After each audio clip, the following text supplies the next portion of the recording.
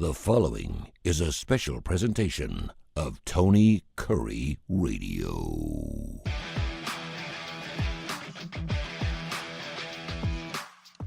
Welcome back to the Keefer and Kurre. He is Kip Keefer on the left side. I'm Tony Kurre. Of course, you can check out our show on TKR Tony Kurre Radio. Our show airs at least 5 days a week, and of course, when I'm on the show, sometimes we may play it a few more times than that. You know, because we got to take care of we got to take care of the boss. We got to take care of the kids. Hey, down there. The guy whose name's on the door got to get top billing. Exactly. We always like to talk about things that obviously are somewhat of a common denominator for you and I like to talk a lot about music. We did that last week, but I wanted to share a quick little story with you. So my dad was kind of a thrifty kind of guy, was not prudish. I mean, he went to Vegas with my mother every year, and he liked to send, but he was a newspaper distributor, you know? I mean, he was providing for a family of 6 by throwing newspapers out his window for 123 miles a night. He did it for 37 years, never missed a day. And so I remember when I was like 12 or 13 and my bicycle, I had a 10-speed bicycle, and I pounded my bicycle up pretty good. I mean, I had bent the rims. We were jumping things, and you don't do that with a 10-speed, right? But I did. And I was on my bike, man. I mean, every day I was on my bike. The minute I got off the school bus, I was on my bike, and I was listening to Marty and Joe and Cincinnati radio, and listening to Cincinnati Reds, and listening to WSAI and doing their top 40. I mean, I would sit there and I had a little radio on my bicycle.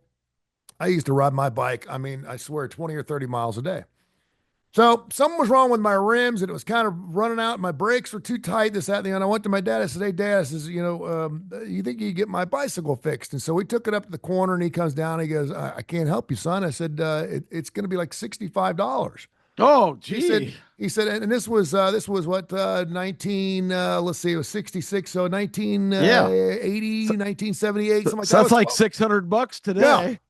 And I said, I get it, Dad. You know, it's fine. And he goes, I'm sorry. He goes, I know you love your bike and you got to take care of it, blah, blah, blah.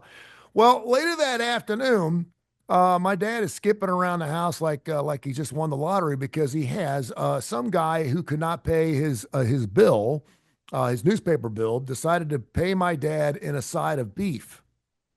Wow. He worked at a butcher place down the street down in Mason, Ohio, where they used to do butchering stuff like that, and the cows would come right out of the thing, and this guy cut off a half a cow and just stuck in the back of his car and said, "Here, Dick, can I just give this to you to take care of my thing?" And my dad was like, "Hell yeah!" So we had a side of beef. That night he went out and bought a freezer. I'll never forget it. It was $699. I remember being at Sears with my dad. My dad's like, you know what? We've got at least $1,000 worth of meat here, so we're gonna have to go spend $699 to get a freezer to make sure it's good. We're gonna be eating steak for the rest of our lives. And I was like, okay, you know. So I was honored, you know, as my son, as his son, to be asked to go. You know, hey boy, you want to go? Yeah, that's big time. That was something big, by the way, you kids. When your dad asked you to go to the hardware store with you. Or I'm going to run up the corner and get you go to the bank or something. You want to go with me? That was really, really special. That was really special when your dad. For my dad, it was taking me to the track, but that's another story. Hey, hell yeah! That's the coolest dad out there, right? Yeah. And so, but I remember thinking to myself, son of a gun, man, my bicycle's $55-$60, and my dad's dropping $699 on a freezer. And I was trying to figure out where the money's coming from. And I was like, and so I'm 12 years old. I would like these kids now would go, "Dad, I thought you said you didn't have no money. Now you just bought a freezer." I would never say it to my dad, because it was not my money. It was your dad. You're just happy, and you're happy to be eating steak for the next 3 or 4 months. Definitely. Kids, you never question your dad on money.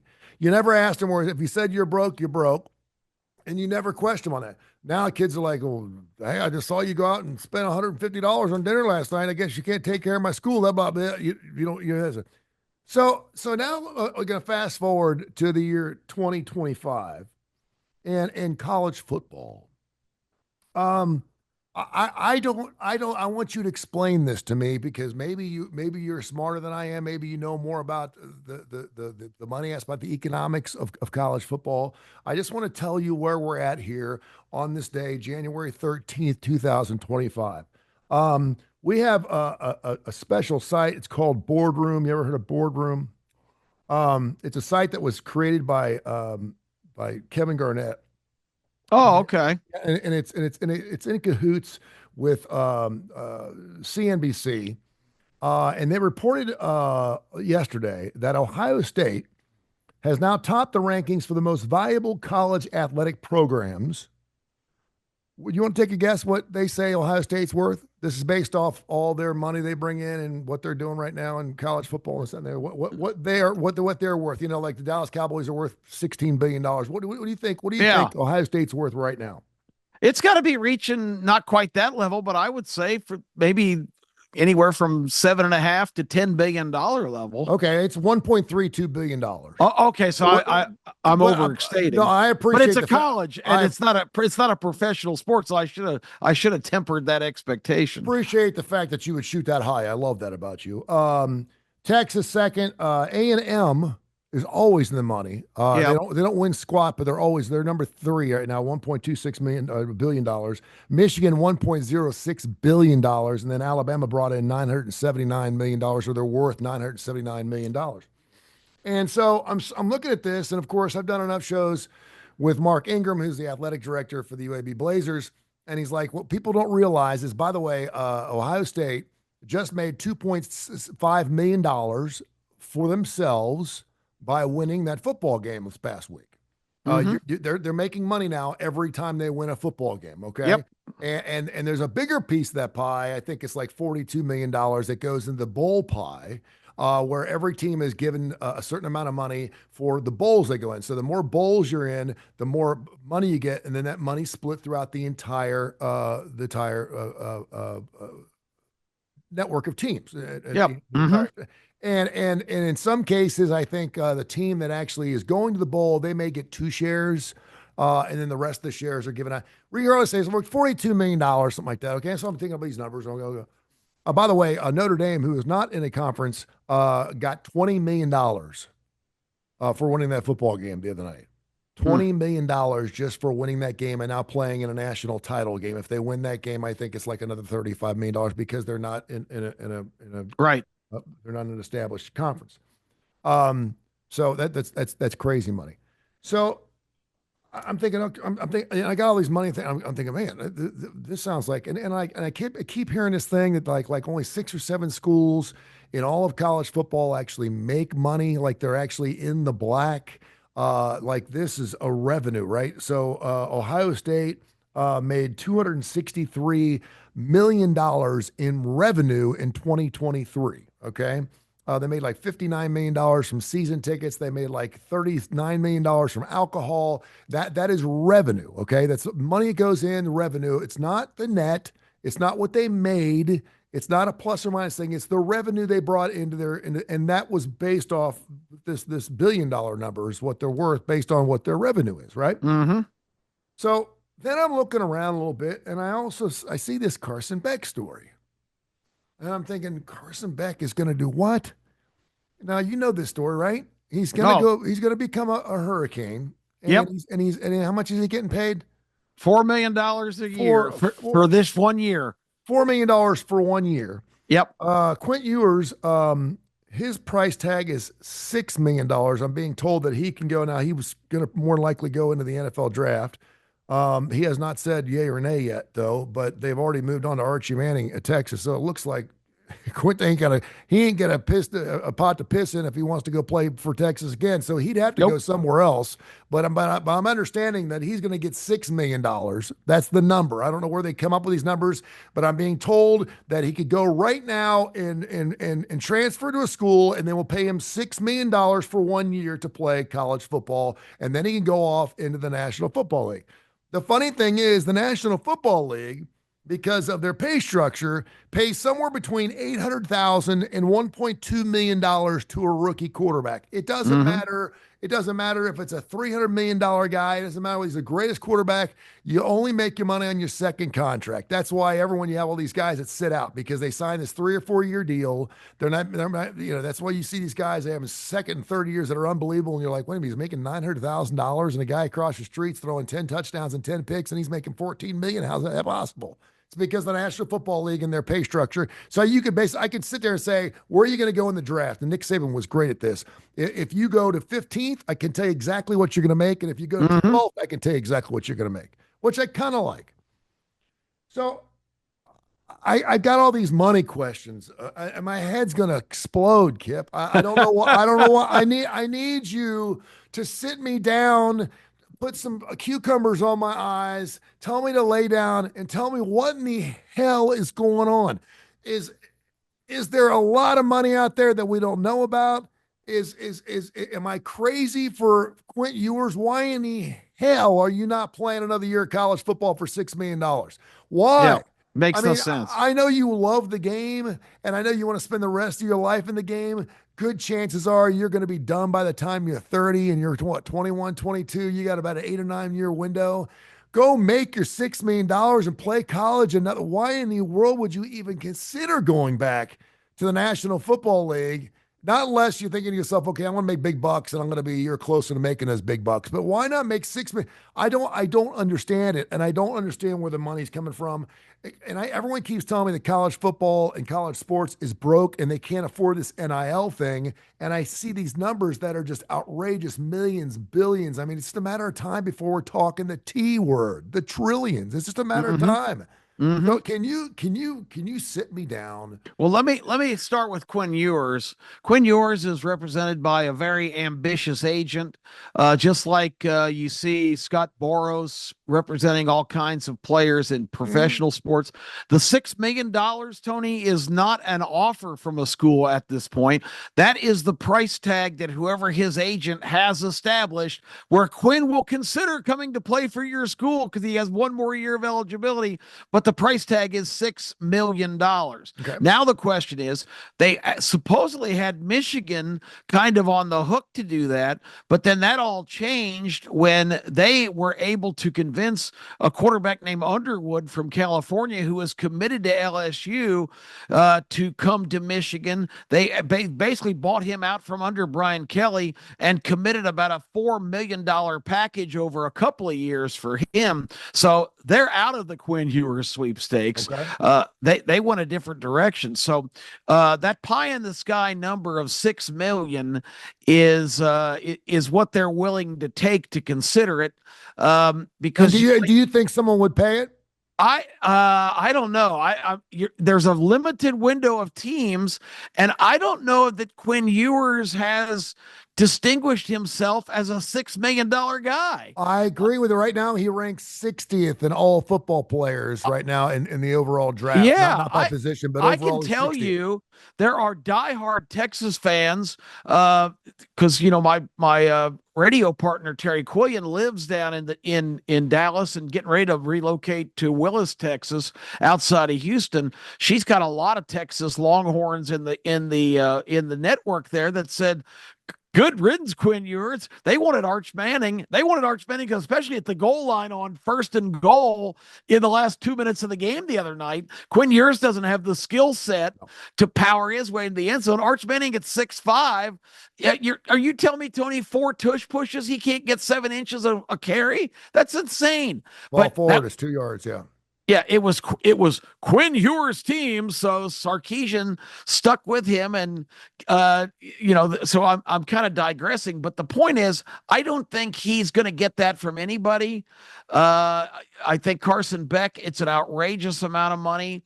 Carson Beck had to take that deal because, and that's where the market's gone up. Last year, Carson Beck demanded $2 million from Georgia to come back, because that's what his agent told him he could make, carrying a clipboard on the sidelines for his first couple years in the NFL, with endorsements and everything else. They thought that was the total package that he would accept. Now in 1 year, because revenues are getting to be ridiculous, and because schools are now raising revenue in areas that we never thought about before.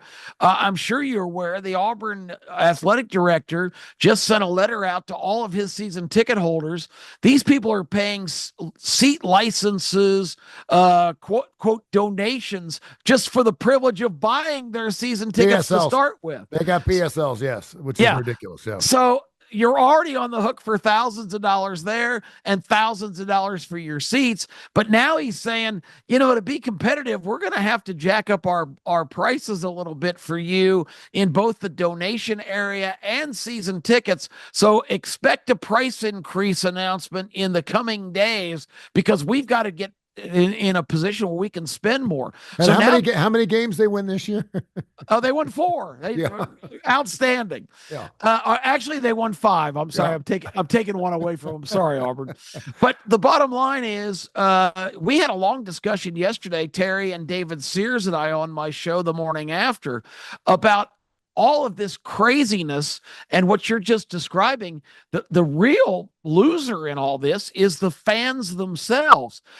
We did an earlier show this year that you'll appreciate of me railing against the stupid cupcake games and how pointless they are and what a big waste of time they are for everybody.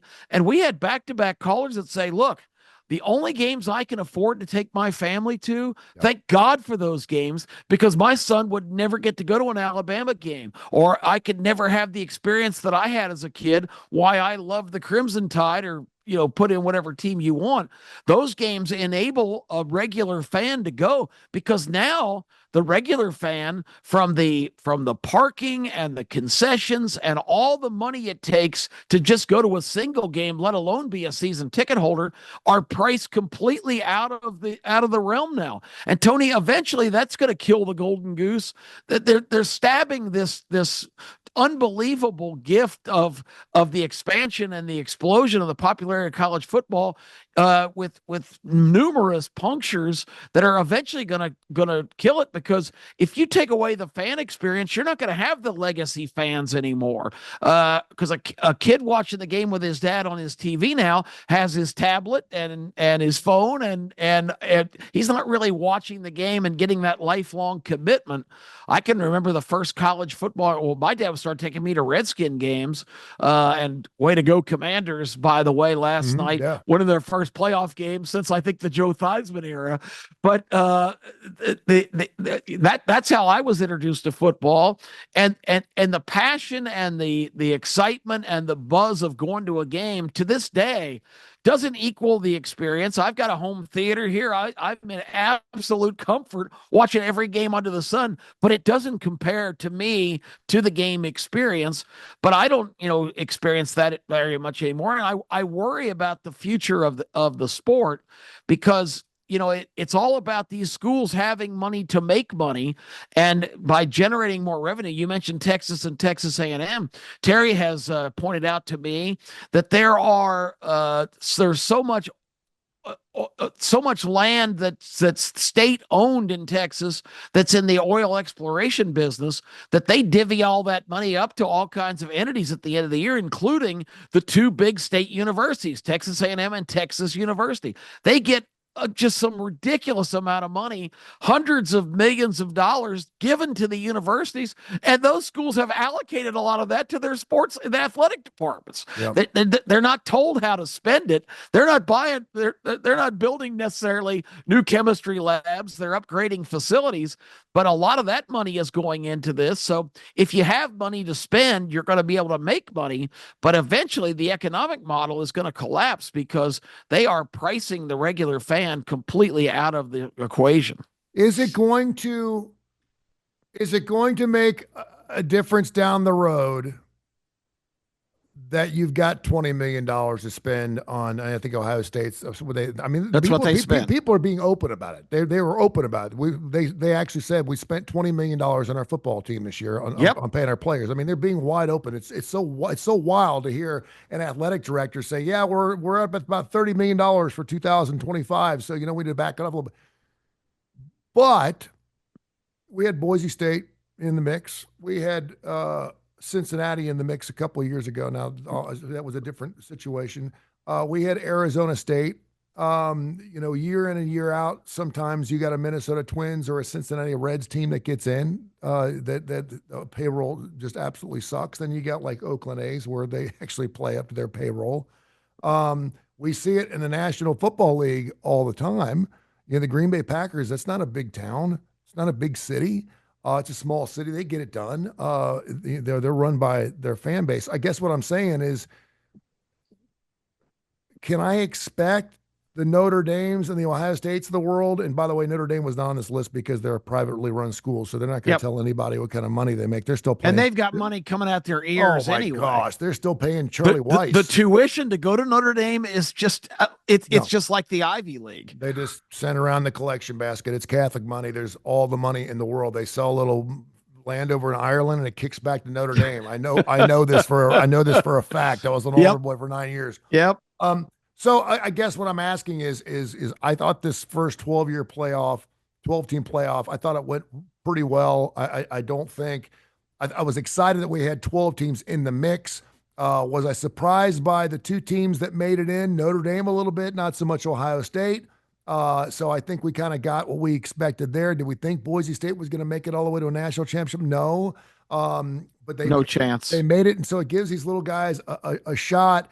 And I guess I'm asking the question. I mean, when you ultimately do it, you got to win the football game, right? You play to win the game, right? And what he said. I mean, you get on the football field, and on any given night, it's a game of inches. You can get the turnover when you don't expect it, and you can actually win a football game you're not supposed to. And so it is 5-6 years down the road when we're talking about paying teams 50, 60, $70 million. Does that mean that we're just going to have the blue bloods just running roughshod through the schedule every year and no one's going to have a shot?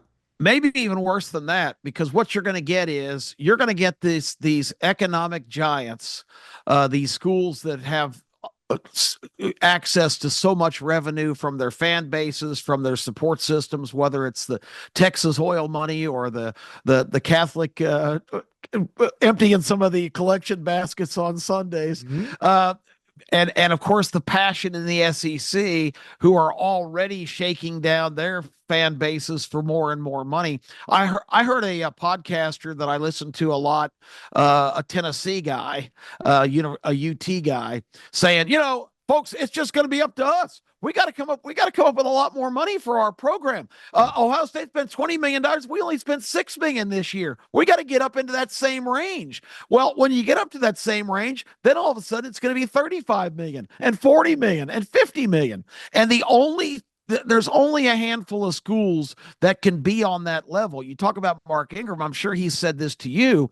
Mark is enough of a realist and a guy who understands the landscape.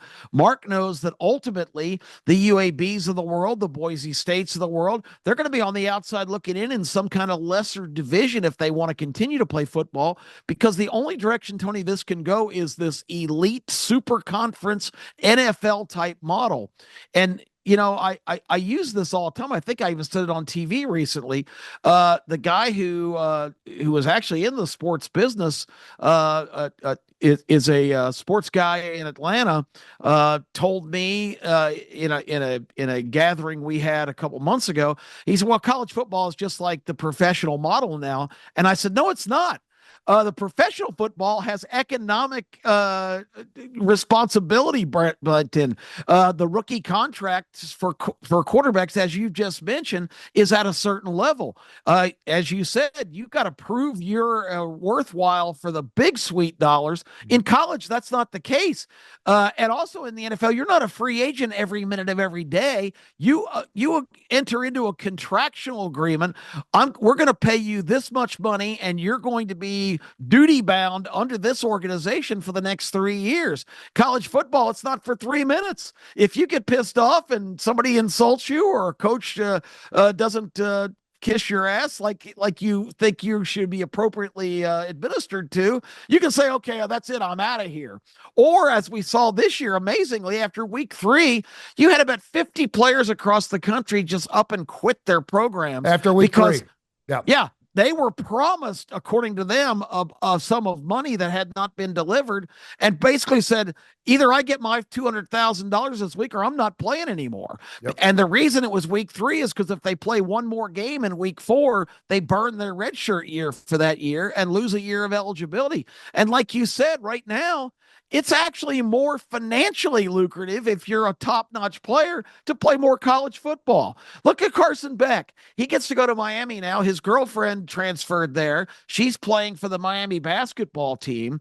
She's already considered like Yoko Ono in Athens because they blame her for all Carson's behavioral and personality issues. He showed up. Have you seen that guy and have you seen that girl? He did okay. Oh yeah, I say 6'3" and whatever. But Carson rolls up in his Lamborghini wearing a purple suit to a Georgia home game in Athens, Georgia. That sticks out like a sore thumb. Who is this guy? This is our quarterback. But I mean, look what a life they're going to have this year in Coral Gables. The quarterback and a basketball star and glamorous people and God only knows what he's going to be driving. But for $4 million, would you rather do that or get drafted by the Cleveland Browns and be standing on the sidelines in 14-degree weather carrying a clipboard around? I'll take Miami, thank you. I'll take Miami all day long, and I'll take the extra cash. And people are like, it's a money grab. You're damn right it's a money grab. That's what you go to college for.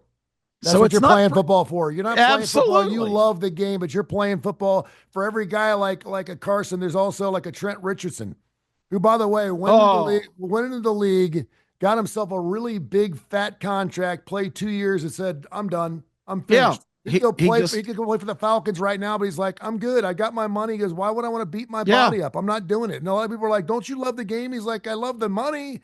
I love playing the game for the money, but I'm not going to do that. You could see Trent's the transformation he made from college to the pros, where he really started getting paid.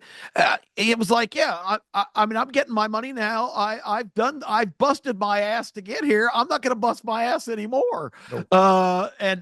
It was his motivation, and and again, this isn't diminishing him. It's kind of human nature, but fans are like outraged that a guy's not given everything he's got, but it's easy for them to say they're not getting clobbered by. Look at this Jack Sawyer guy for Ohio State, Tony. 6'5", 240 pounds, and can run like that. I mean, that's ridiculous. That's what you're asking a guy like Trent Richardson to subject himself to. 11 of those monsters chasing you around and literally pounding you into submission into the turf. No, thank you. That one play just got him in the first round. I mean, that kid is and he's well spoken to. That kid was unbelievable. I didn't even know who he was until I saw that play. I was like, who is this guy? And he gets the grand slam all in one play. And I know you appreciate this because we're seeing it more and more and more. People have the confidence now because these guys are being paid and feel like they can express themselves. Sawyer is a great example of what we're seeing in so many athletes. The first thing they're doing while the interviewers cringe wanting to recount their plays is give glory to Jesus Christ and God for delivering them and having that opportunity. And you're hearing it more and more and more from this younger generation. So there is a lot of hope there because that was so uncool to do that before, and it was discouraged. And I can bet you ESPN's wanting to cut away. They don't want to hear that on their air. Man, I love that. I love that so much because it's just so out of the mix and so out of the realm. And when it's like first thing before we talk about anything else, I want to thank you know how I am about that stuff, man. I'm like, man, Jaden Daniels last night. First thing they said, Jaden, how have you been able to succeed this spectacularly? He said, I give all the glory to my Lord Jesus Christ, who's put me in this position and has given me the strength. And I mean, you didn't hear athletes talking that way 3 or 4 years ago. So this new generation, I think there's great hope. If faith and spirituality come back to this country, I mean, America was founded on Judeo-Christian principles, and you had this kind of transformation group wanting to turn away from all the things that our foundations are. So at the end of the day, there's some hope there. But from an economic standpoint, until college football, until leadership, I like the senator from Louisiana, John Kennedy, who always has a bunch of great one-line zingers. Doesn't sound anything like the original John Kennedy, but Charlie Baker, and this sizes it all up, Tony. Charlie Baker is the new president of the NCAA. He was the former governor of Massachusetts. He is 100% in that job for one reason, so he can go to Washington because he was a politician with his hat in his hand and beg Congress for solutions to all these problems in college football. And it's so indicative. The NCAA got us into this mess by completely ignoring the inevitability and the certainty that the courts were eventually going to rule in favor of the players. We're in a free enterprise system, and for years it was just it was like some indentured servitude student athletes. Oh, they can't be compensated. You can't even buy them lunch because that's a benefit that they're getting that nobody else is. And all of a sudden the door swung completely the other direction. So Charlie Baker's up on Capitol Hill talking about all the problems of the NCAA, and John Kennedy says, Mr. Baker, I think what I'm going to do as soon as we finish here is go up to my office and get on Amazon and order you a spine so you can install that and develop some leadership skills and some vision on doing what your job is supposed to be. And that just says it all. The Greg Sankeys, the Tony Petittis, the commissioners of these leagues, they need to not look to Congress to solve their problems.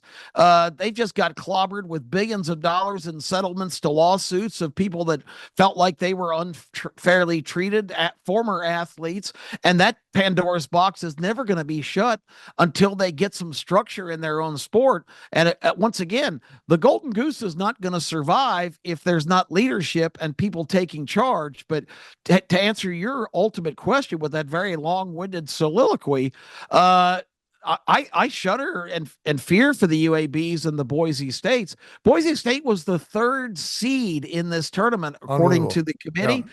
And guess what? They were by far the longest shot of the 12 teams in Vegas, the only entity who really tells the truth and assesses the teams on the basis of what they really are. Boise State was like a 3-legged horse in the Kentucky Derby. They gave them no chance to win the national championship. But they get to hang a banner. Yeah, they do, and they're hanging a banner. They're hanging a banner. But how much of that is inclusion as opposed to merit? We got to give the little guy a chance. We got to have the underdog in the mix, and the underdog in the mix is great. In NCAA basketball, it's fantastic, but for football, I don't think that's the way to go. You know, it is. It's like when my brother had a really hot date, and I used to bang him up all the time about taking me to the drive-in because I want to go to the drive-in. He's like, "Yeah, I'll take you to the drive-in," but he made me sit in the trunk. Yeah, that's right. He'll take me to the movie, but I ain't going to see the movie, and that's what a lot of these little teams are going to do. They're going to be invited, but they ain't going to see anything. But it's the truth. At least they get a chance to go see the flick, but they're going to be sitting in the back seat while they make out in the front seat. Great stuff, my friend. We'll do it again coming up on Saturday. It is going to be Championship Saturday, where we break down everything about the big ball game going on in college football. Ohio State, Notre Dame should be huge. ABC 3340, and of course a cast of all kinds of fantastic shows you do right here on Tony Curry Radio and wherever you are, whether it's on Jocks and Jocks 94.5, Talk 99.5. You're all over the place. Thank you, my friend. I appreciate you. Tony, always a pleasure.